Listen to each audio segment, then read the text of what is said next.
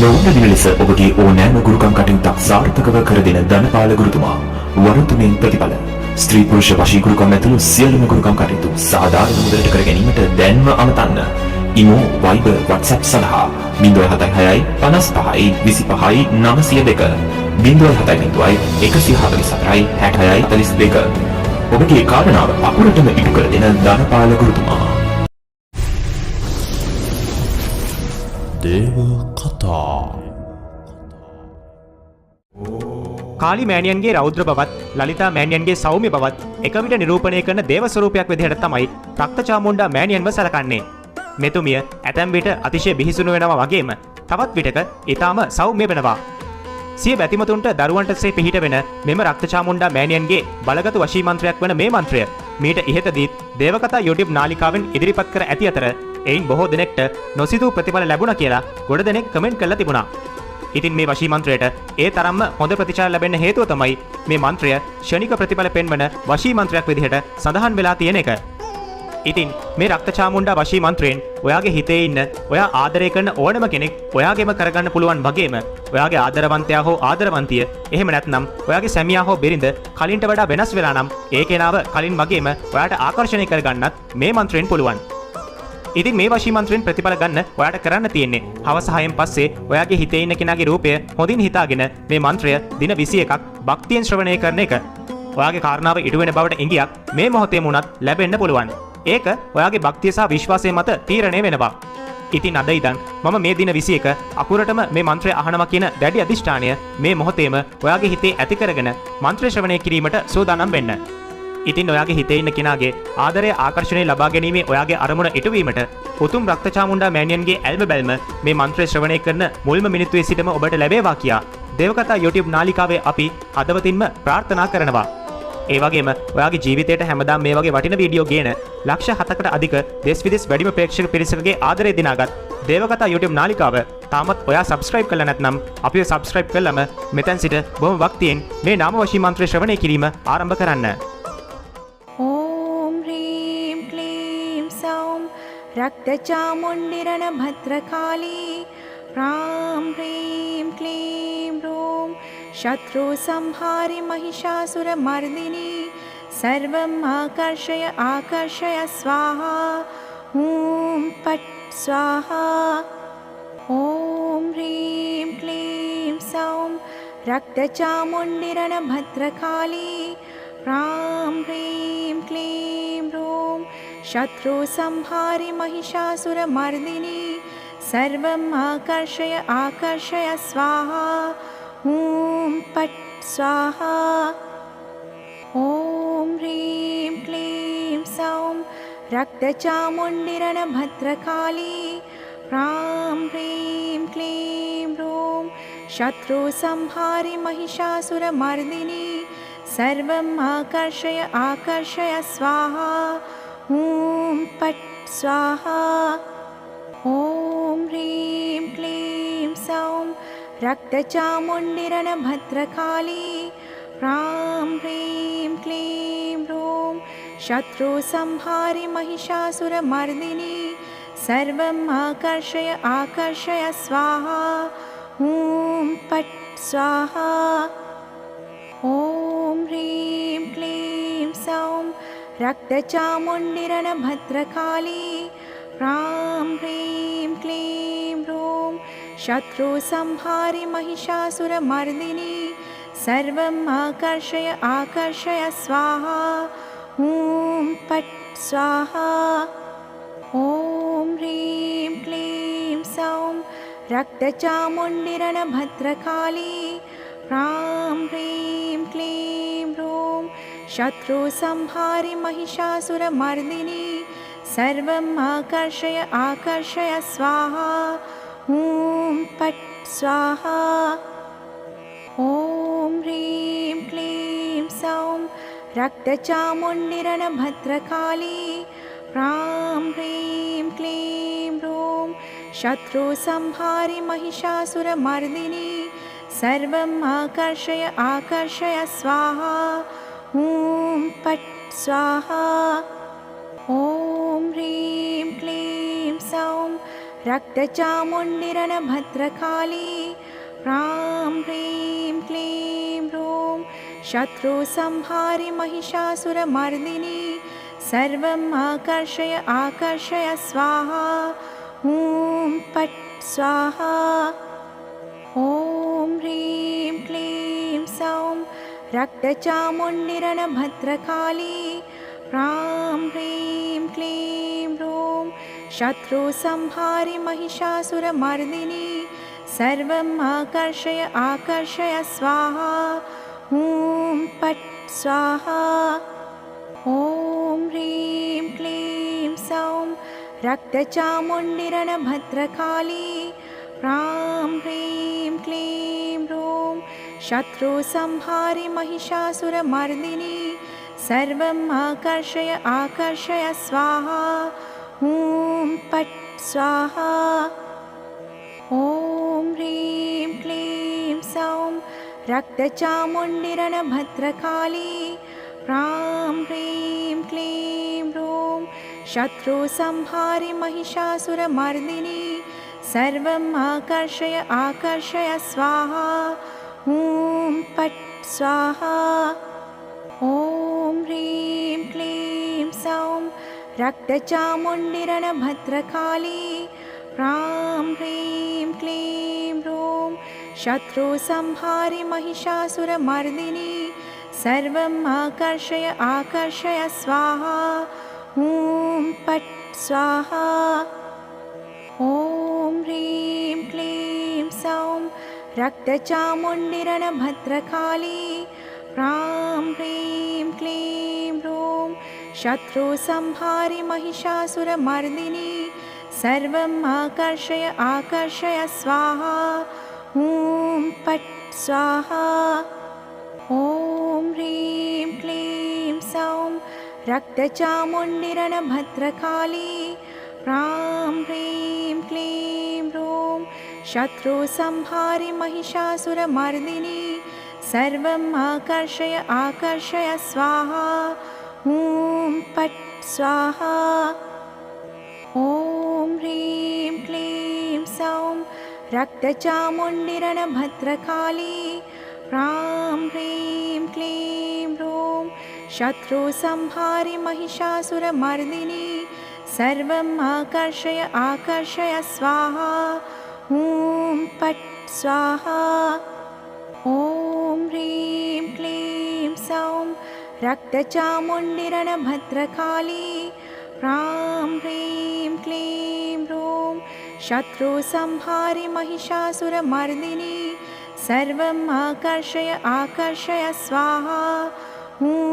पट् स्वाहा ॐ ह्रीं क्लीं सौं रक्तचामुण्डिरणभद्रकाली ह्रां ह्रीं क्लीं ह्रूं शत्रुसंहारि महिषासुरमर्दिनी सर्वम् आकर्षय आकर्षय स्वाहा ॐ पट् स्वाहा ॐ ह्रीं क्लीं सौं रक्तचामुण्डिरणभद्रकाली ह्रां ह्रीं क्लीं ह्रूं शत्रुसंहारि महिषासुरमर्दिनी सर्वम् आकर्षय आकर्षय स्वाहा ॐ पट् स्वाहा ॐ ह्रीं क्लीं सौं रक्तचामुण्डिरणभद्रकाली ह्रां ह्रीं क्लीं ह्रूं शत्रुसंहारि महिषासुरमर्दिनी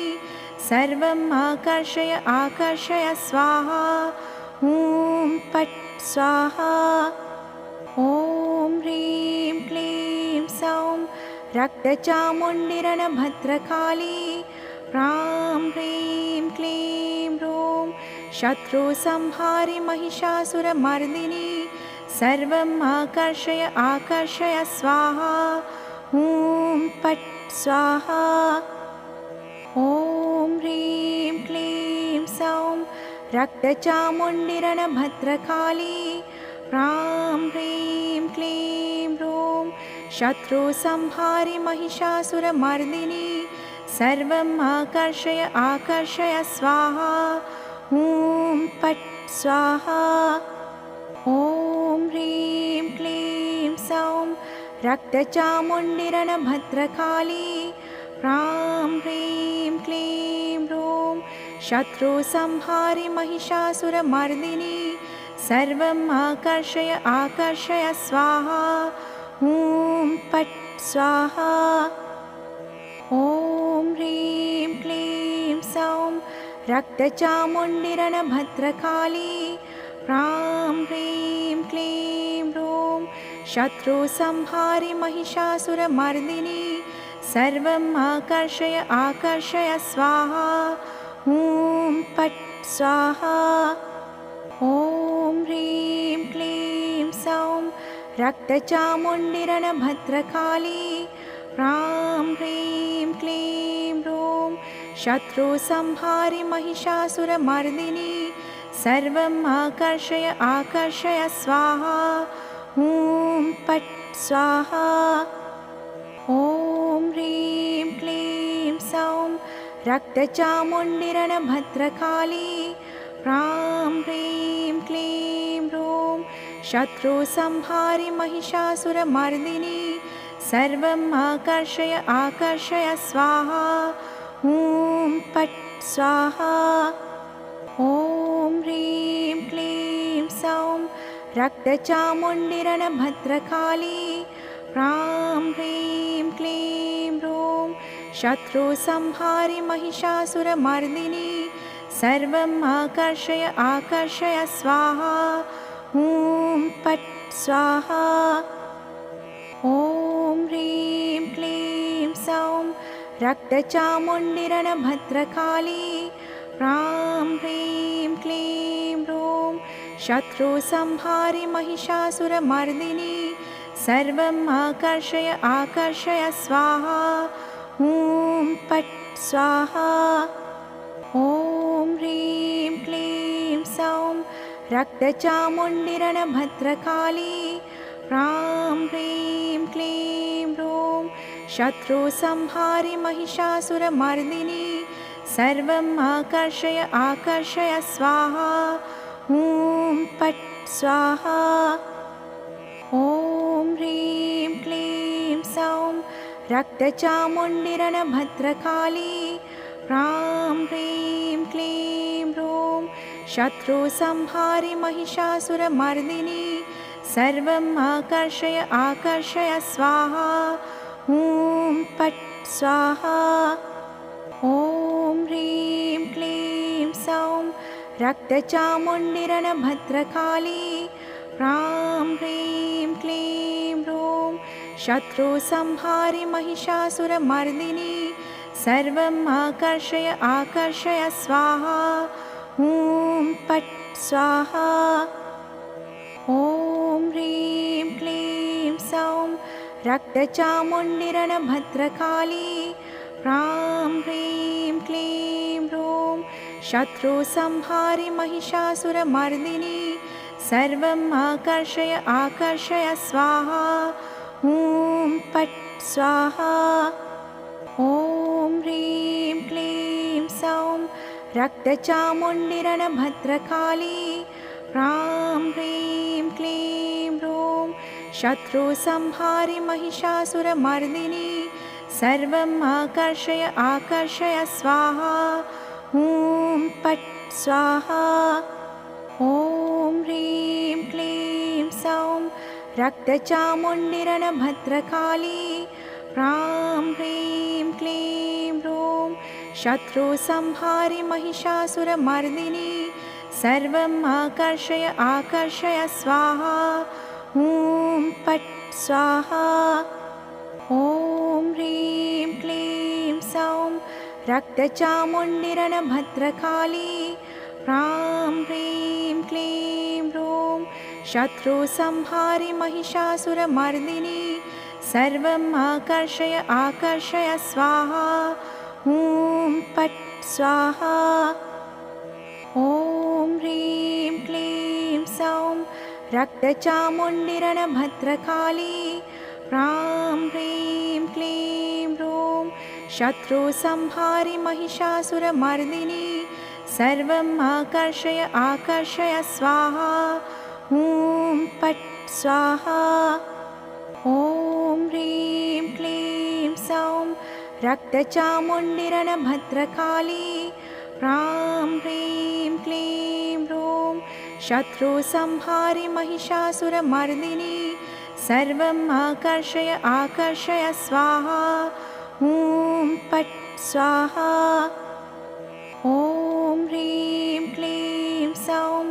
रक्तचामुण्डिरणभद्रकाली ह्रां ह्रीं क्लीं ह्रूं शत्रुसंहारि महिषासुरमर्दिनी सर्वम् आकर्षय आकर्षय स्वाहा ॐ पट् स्वाहा ॐ ह्रीं क्लीं सौं रक्तचामुण्डिरणभद्रकाली ह्रां ह्रीं क्लीं ह्रूं शत्रुसंहारि महिषासुरमर्दिनी सर्वम् आकर्षय आकर्षय स्वाहा ॐ पट् स्वाहा ॐ ह्रीं क्लीं सौं रक्तचामुण्डिरणभद्रकाली ह्रां ह्रीं क्लीं ह्रूं शत्रुसंहारि महिषासुरमर्दिनी सर्वम् आकर्षय आकर्षय स्वाहा ॐ पट् स्वाहा ॐ ह्रीं क्लीं सौं रक्तचामुण्डिरणभद्रकाली ह्रां ह्रीं क्लीं ह्रूं शत्रुसंहारि महिषासुरमर्दिनी सर्वम् आकर्षय आकर्षय स्वाहा ॐ पट् स्वाहा ॐ ह्रीं क्लीं सौं रक्तचामुण्डिरणभद्रकाली ह्रां ह्रीं क्लीं ह्रूं शत्रुसंहारि महिषासुरमर्दिनी सर्वम् आकर्षय आकर्षय स्वाहा ॐ पट् स्वाहा ॐ ह्रीं क्लीं सौं रक्तचामुण्डिरणभद्रकाली ह्रां ह्रीं क्लीं ह्रूं शत्रुसंहारि महिषासुरमर्दिनी सर्वम् आकर्षय आकर्षय स्वाहा ॐ पट् स्वाहा ॐ ह्रीं क्लीं सौं रक्तचामुण्डिरणभद्रकाली ह्रां ह्रीं क्लीं ह्रूं शत्रुसंहारि महिषासुरमर्दिनी सर्वम् आकर्षय आकर्षय स्वाहा ॐ पट् स्वाहा ॐ ह्रीं क्लीं सौं रक्तचामुण्डिरणभद्रकाली ह्रां ह्रीं क्लीं ह्रूं शत्रुसंहारि महिषासुरमर्दिनी सर्वम् आकर्षय आकर्षय स्वाहा ॐ पट् स्वाहा।